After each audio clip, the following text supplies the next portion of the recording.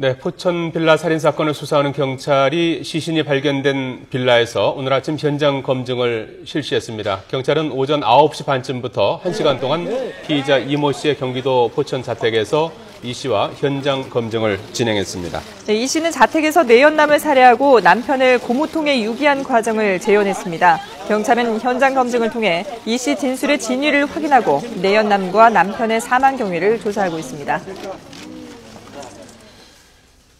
네, 이 자리에 최진영 변호사, 이용혁 건국대 교수 모셨습니다. 어서 오십시오. 어서 오세요. 안녕하십니까. 자, 오늘 아침 포천 빌라 사건 관련해서 현장 검증이 있었습니다. 워낙 엽기적인 사건이어서 주민들도 이제 많은 분들이 나오셔서 이제 광경을 지켜봤다고 하는데요. 네. 우선 이 범인이 바로 어떤 사람인지 저희가 한번 짚어봤는데요. 보시겠습니다.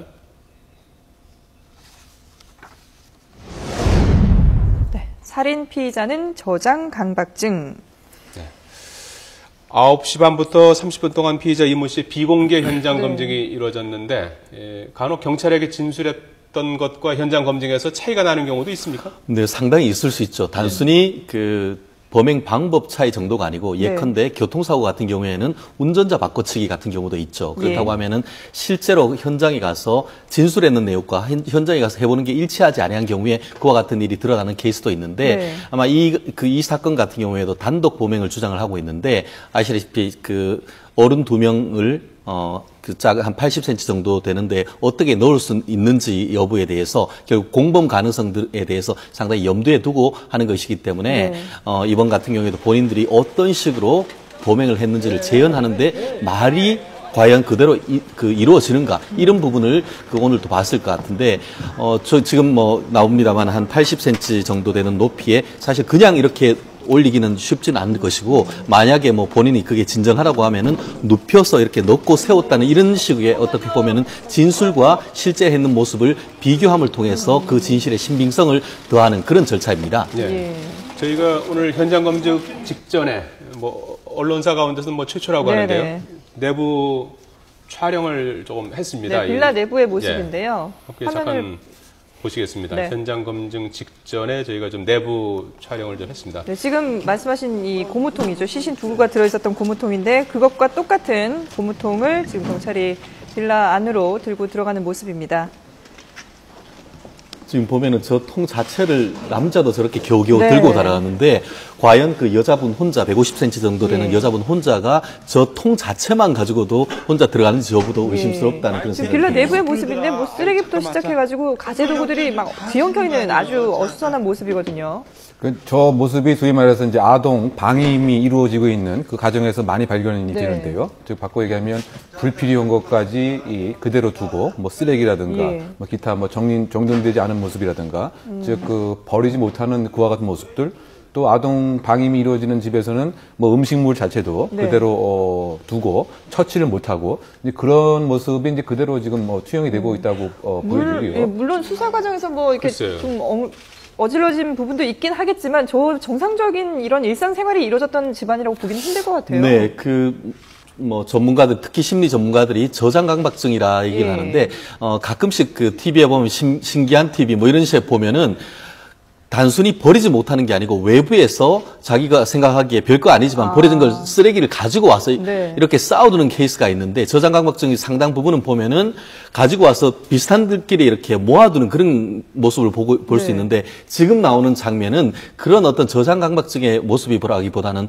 아예 아무것도 어떤 정리나 이런 것들을 하지 아니하는 어떤 단순히 버리지 않는 것 뿐만 아니고 그냥 방치해둔 그런 모습인 것 같거든요. 그렇기 때문에 저것이 어떤 전문가들이 얘기하는 이른바 저장강박증의 일반적인 모습인지에 대해서는 상당히 좀 의문이 든다는 생각이 들고 아마 추측컨대 지금 2명의 어떤 그런 지금 시체가 있는 과정이 있다 보니까 본인이 거기에 살기가 얼마나 바랬겠습니까? 하면서 그냥 이렇게 그냥 살았는 것이지 거기에 어떤 관리를 하고 저 건물에 살았는지 여부 자체도 조금 의문인 거 아닌가 싶습니다. 그나마 오늘 현장 검증 때문에 좀 치운 게 저 상태라고 그래요? 그렇죠. 그러다 보니까 우리가 지금 저장강박증에 관심을 갖는 그 이유 중에 하나는 왜 저 사체를 소위 말해서 일반 범죄인처럼 처치를 하지 못하고 처리를 하지 못하고 그대로 두고 있었을까? 이 부분에 이제 관심이 있어서 그런 거란 말이죠. 네. 근데 저장 강박증이라고 하는 것은 효용성에 대한 판단을 잘 못하는 겁니다. 즉 바꿔 얘기하면 불필요한 것이라든가 네. 쓰레기라든가 이것은 효용이 없기 때문에 버려야 할 것이죠. 그런데 그와 같은 이제 처치 능력에 그 한계가 있고요.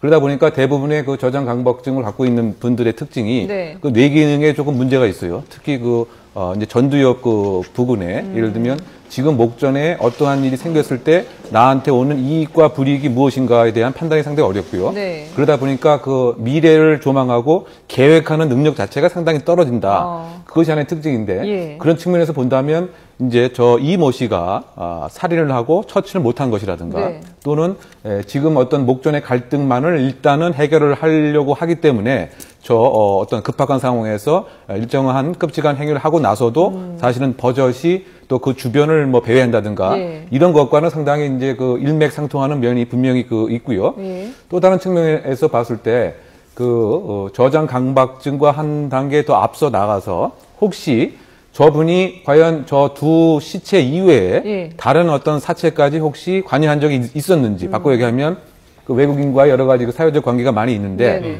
저 지역에 혹시 변사체가 최근에 혹시 발견된 것이 있었는 것인지 등을 한번 수사를 해볼 필요가 있고 네네. 만약에 그렇다고 한다면 소위 어떤 한국 최초의 네. 여성 연쇄 살인범이 될 가능성도 배제할 수는 없지 않나 네. 뭐 그런 생각이 상당히 드는데 예. 그 이유 중에 하나가 이겁니다. 과거에 이제 외국에서 연쇄 살인범 보고에 의하면 예. 여성 연쇄 살인범들은 주로 아는 사람 사이에서 이제 행하거든요. 예. 반면 이제 남성 연쇄 살인범은 모르는 사이에서 행하고 그 다음에 만약 살해라고 했을 때도 이 여성 연쇄 살인범과 남성 연쇄 살인 방법에서 차이가 나요. 바꿔 얘기하면 소프트 킬링이라고 해서 예. 여성 연쇄 살인범은 주로 무슨 수면제를 사용한다든가 예. 또는 어떤 뭐 독극물을 마시게 한다든가 정신을 잃게 한 다음에 또 질식사를 하는 이런 형태로 이루어지는데 네. 우연인지는 모르지만 지금 저 통에서 발견된 모습들을 보면 일단은 저 수면제가 검출이 된 것으로 그렇죠. 지금 알려지고요. 예. 또 지금 그 위에 있는 소위 그 내연남의 시신 중에서 그 얘기는 조금 이따가 네. 좀 그렇죠? 계속 네, 네. 사실 그 저장 강박증이란 것이 사실 형법적으로는 큰 의미가 없습니다. 예. 왜냐하면은 정신질환이 아닙니까? 네, 그렇죠. 뭐냐면은 예. 우리가 그것이 어떤 정신질환이나 이렇게 한다고 하면은 형법적으로 이른바 심신미약이나 심신상실로 인해서 심신미약이라고 하면은 형을 필요적으로 깎아줘야 되고 예. 정신이 완전히 나갔다고 하면 형 책임이 없다고 되는데 네. 저장강박증이란 것은 어떤 그 성격 장애일 뿐이지 그것이 형을 어떤 감경하거나 줄일 수 있는 그런 내용은 아니기 때문에 네. 어떤 이 사건의 어떤 원인을 밝힘에 있어 가지고는 좀 어떤 힌트가 될지 모르지만 앞으로의 향후의 어떤 절차에 있어서 그것을 이유로 해서 본인의 형을 감경하거나 면책할 수 있을 가능성은 없다고 보는 것이 맞을 것 같습니다. 그러니까 면책과는 관계가 없다 하더라도 이 피의자가 저장 강박증 저희 좀 전에 보여드린 그 그래픽에 보면은 상실이나 외상으로 인한 트라우마가 원인이 된다라고 했는데 실제로 이 피의자가 과거에 1995년에 네, 맞습니다. 당시에 6살 난 아들을 잃은 경험이 있다고 하거든요. 교통사고로 네, 잃었다고 하는데 그래서 이후에 부부관계가 안 좋았다고 그렇죠. 얘기를 하죠. 지금 저장강박증 얘기하는 이유가 보면은 저장강박증이 학문적으로 밝혀봤을 때에 그 원인이 뭐냐 했을 예. 때에 어떤 정신적으로 굉장히 큰 충격을 받았거나 큰 상실감을 입었던 사람들한테 공통적으로 나타나는 케이스다라고 하는데 좀 전에 말씀하신 대로 95년경에 어린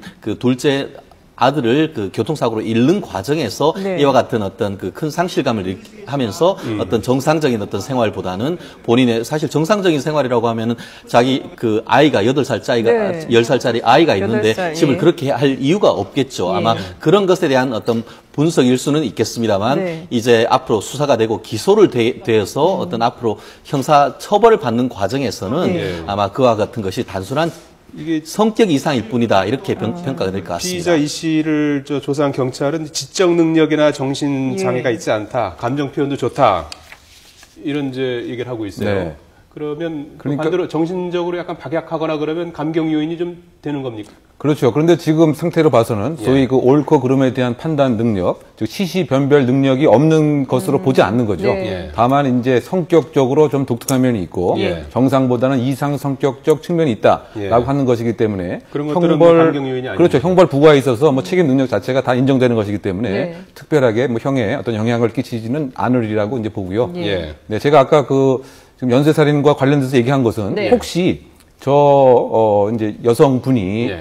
어떤 일정한 사체를 모으려고 하는 그와 같은 것 때문에 잠깐 언급을 한 것이었는데요. 네네. 일부 이제 연쇄 살인범들은 하나의 그 기념품 또는 그 트로피처럼 그 사체의 일부분을 모으거나 또 때에 따라서는 사체 전체를 갖다 놓는 경우도 외국 보고에서는 나타나고 있습니다. 그래서 혹시 그런 연관성에 대한 가능성이 있지 않을까라고 하는 측면에서 말씀을 드리는 것입니다. 상당히 끔찍한 예. 얘기이긴 한데요. 근데 이 시신이 발견된 그 고무통 위에 소금 포대가 올려져 네네. 있었잖아요. 과연 이 소금 포대는 어떤 용도로 쓰는 네, 걸까요? 저는 그거를 딱 보면서 예.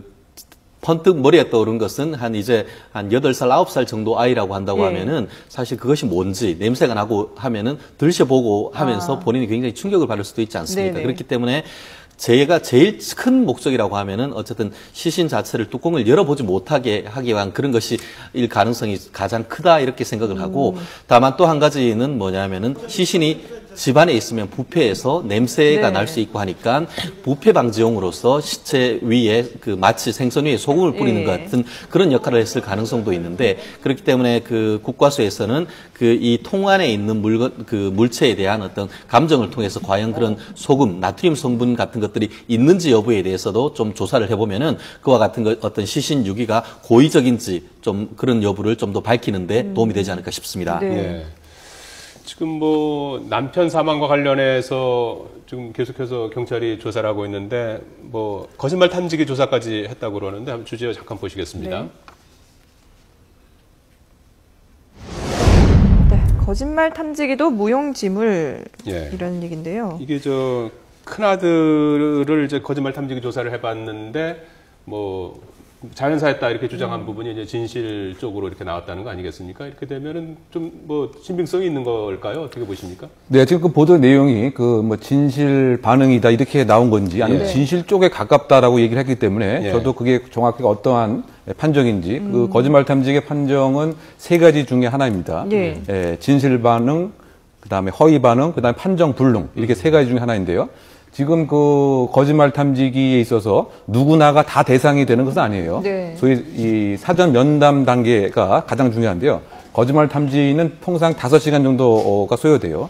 실제 거짓말 탐지기로 검사하는 부분은 한 10분에서 15분이고요. 가장 중요한 것이 이제 사전 면담 단계입니다. 이것이 네. 한 3시간 정도 되는데 이 단계에서 무엇을 하느냐? 이 사람이 적합한지 여부를 이제 가려내는데요.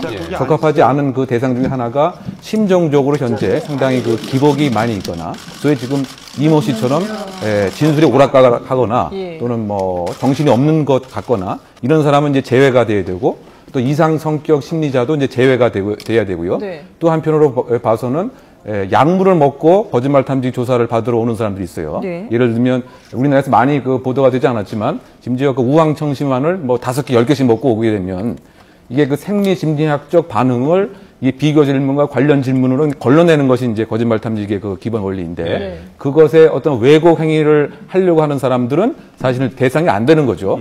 그래서 지금 정확하게 안 나오는 모양이죠, 그렇게 하면? 그렇게 되면 판정 불능에 이제 해당되는 것이 나와요. 그래서 지금 이모 씨의 경우 지금 판정 불능에 나왔다고 하는 것이 제가 그 생각하는 것은 이 사람이 상당히 지금 어떤 정신 상태가 불안정한 예. 이런 그 입장에서 어쨌든 지금 여러 가지 수사에 대한 기대와 압력 때문에 조금 부자연스럽게 거짓말 탐지기 실시를 한 것이 아닌가 저는 그렇게 추정됩니다. 예. 아마 사실 그 진실에 가까운 반응이 나왔다는 것은 아마 상당 부분 차분한 상태에서 아까 교수님 말씀하신 대로 대여섯 시간에 걸친 조사를 했는 것이 아닌가 싶고요. 네. 타살 가능성을 그럼 배제해야 되는 네, 거죠? 완전히 배제할 수는 없죠. 예. 근데 지금까지 과학적으로는 거의 99% 이상의 어떤 거짓말인지 진실인지 여부에 대한 판단할 가능성이 높다 이렇게 평가하는데 예. 다만 법적으로는 그것이 여전히 1%의 왜곡될 가능성이 있기 때문에 그것을 증거로 쓰지는 않고 있거든요. 근데 지금 어떤 수사의 어떤 큰 방향을 정함에 있어가지고는 상당히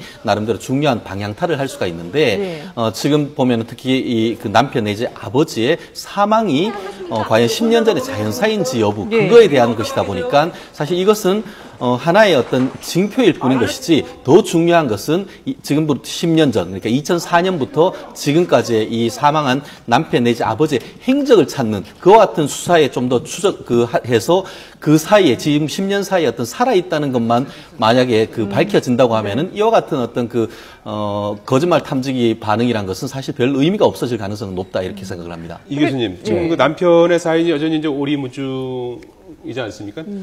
정말로 자연사했을 가능성에 대해서 어떻게 보십니까?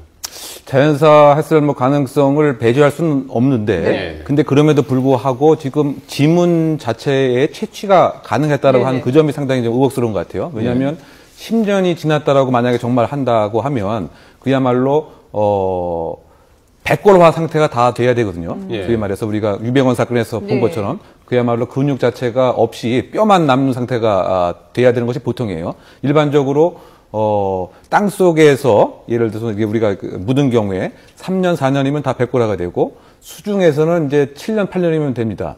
그런데 상온에서는 더 빨리 되는 것이 보통입니다. 그 1년 이내에 되는 것인데 지금 상온에 있는 것을 봐서는 사실은 이미 다 100골화가 됐어야 되는데 그 어떠한 연유인지 모르지만 그 지문까지 채취가 이제 가능했다라고 하면 정말 10년 동안 그대로 있었던 것인지 설령 자연사가 맞다 손 치더라도 10년까지 그대로 이렇게 방치 과연 되었을겠는가 그 부분에 대해서는 상당히 의문을 가질 수밖에 없으리라고 보입니다. 그 부분에 대해서는 사실 여러 가지 가능성은 남아 있다고 봅니다. 실제로 타살 가능성도 있고 자살 가능성이 있는데 사실 기억하시는 분들 있겠습니다만 유병헌 전 회장 사망했을 때에 그 시신을 부검한 사람이 뭐라고 했냐면은 마치 손가락이 홍삼 같았다라고. 아시다시피 홍삼이란 것이 찌고 말리고 해서 단단해서 이른바 쉽게 말하면은 미라화 됐다 이렇게 되는 것이죠. 그렇기 때문에 지금 통에 넣어놨기 때문에 아마 부패했을 가능성이 훨씬 높습니다만 어떤 특정한 어떤 상황 속에서 그것이 시신이 미라화 같이 돼서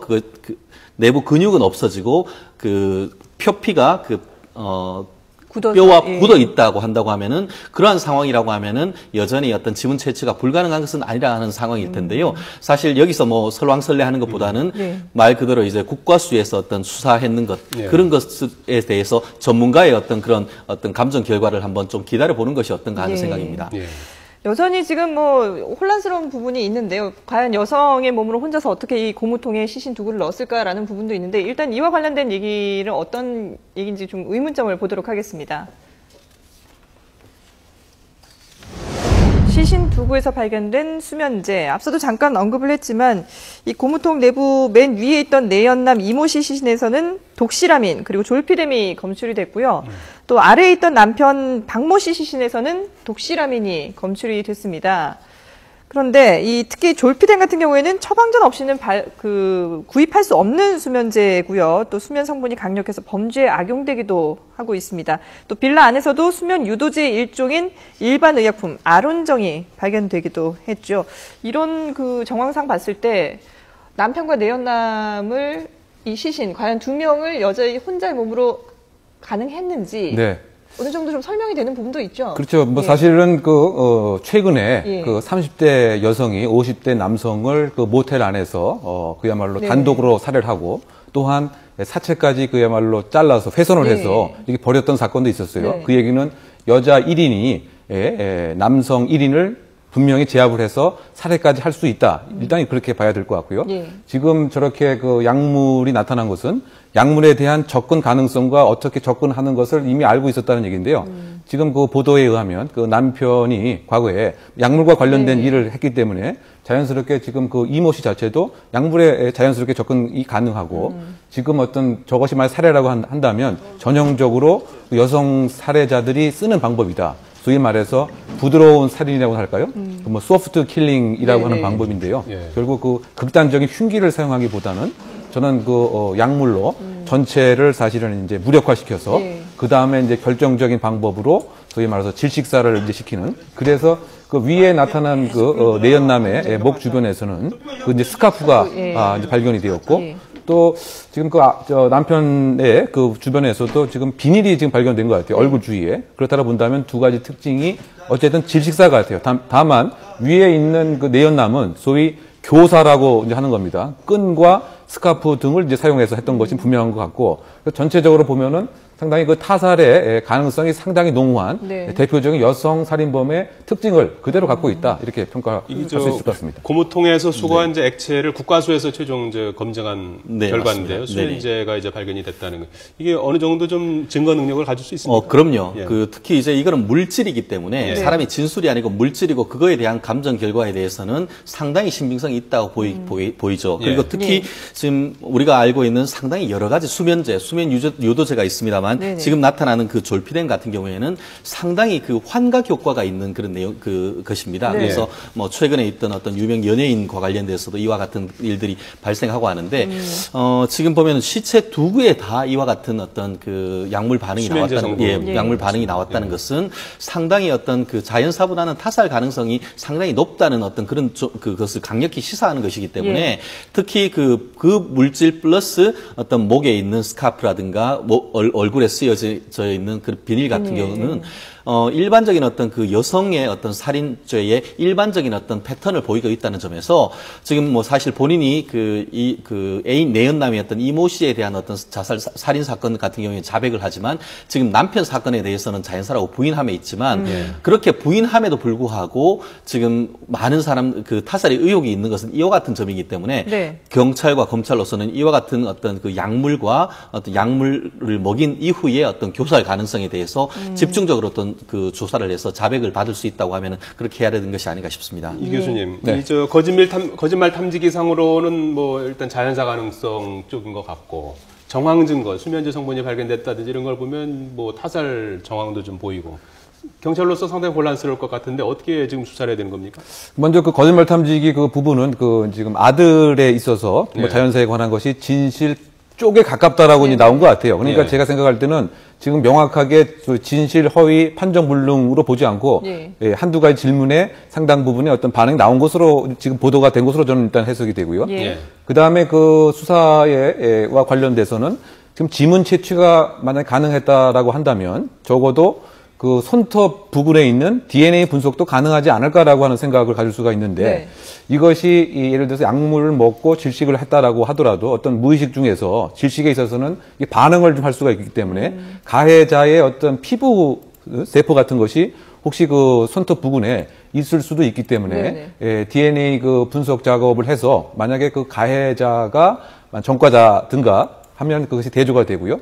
또는 그 여러 가지 지금 용의자로 혹시 있을 수도 있는 다른 주변 인물에 대한 자발적 어떤 DNA 대조를 한다고 한다면 의외로 그 네. 범인을 쉽게 특정할 수 있지 않을까라고 하는 생각이 들고요. 네. 그 다음에 중요한 것은 탐문 수사 관련돼서 저분이 특이하게 그 외국인과의 그 사회적 관계, 특히 이성 관계가 빈번한 것으로 봐서 지금 그 외국인의 현재 위치는 어디에 있고 실제로 살아 있는지 또는 행적은 어떻게 되는지에 관한 탐문 조사가 있다고 본다면 이 사건의 정황을 파악하는 데 상당히 도움이 되지 않을까 추정됩니다. 네. 네, 포천 빌라 살인 사건과 관련해서 짚어봤습니다. 최진영 변호사, 이용혁 건국대 교수였습니다. 두 분 고맙습니다. 고맙습니다. 감사합니다.